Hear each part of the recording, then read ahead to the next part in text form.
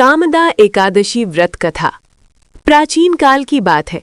नागलोक और दीवलोक के बीच बसा एक अत्यंत सुंदर और समृद्ध नगर था भोगीपुर।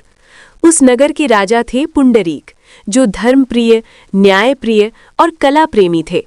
उनके दरबार में गंधर्व, किन्नर और अप्सराएं अपनी अद्भुत कला का प्रदर्शन करते थे। चारों ओर संगीत, नृत्य और सौंदर्य की दिव्यता छाई रहती थी।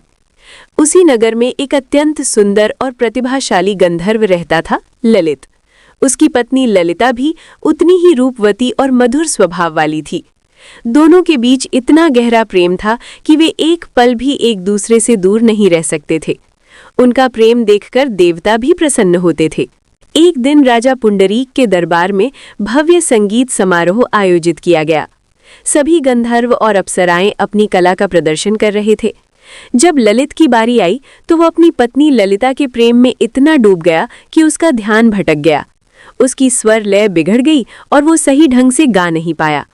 दरबार में उपस्थित एक नाग, करकोटक, ने तुरंत ये बात राजा को बता दी।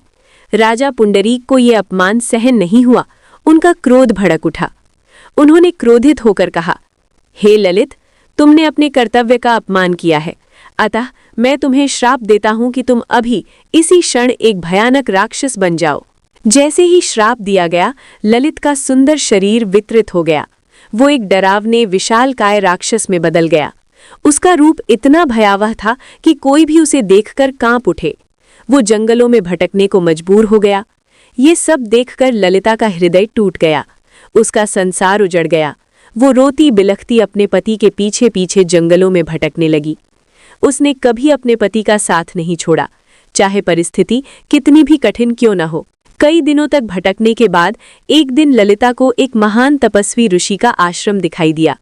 वो उनके चरणों में गिर पड़ी और रोते हुए बोली, हे महात्मन, मेरे पति को श्राप से मुक्ति दिलाने का कोई उपाय बताइए। मैं उनके बिना जीवित नहीं रह सकती। ऋषि ने ध्यान लगाकर सारी घटना को जाना और करुणा से भर उठे। उन्होंने कहा, हे देवी, तुम्हारा प्रेम सच्चा है और तुम्हारी भक्ति अटूट है। तुम चैत्र मास के शुक्ल पक्ष की एकादशी का व्रत करो, जिसे कामदा एकादशी कहा जाता है। इस व्रत के प्रभाव से तुम्हारे पति का श्राप अवश्य समाप्त हो जाएगा। ललिता ने पूरे विधि विधान, नियम और सच्चे मन से कामदा एकादशी का व्रत किया। उसने दिन भर उपवास रखा, भगवान विष्णु का भजन किया और रात भर जागरण किया।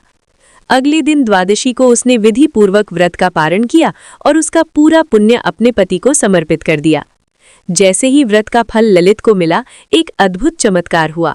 उसका राक्षसी रूप धीरे धीरे समाप्त होने लगा और वो पुनः अपने सुंदर गंधर्व स्वरूप में आ गया। ललित और ललिता दोनों अत्यंत प्रसन्न हुए। उन्होंने भगवान विष्णु का धन्यवाद किया और जीवन भर उनकी भक्ति में लीन हो गए।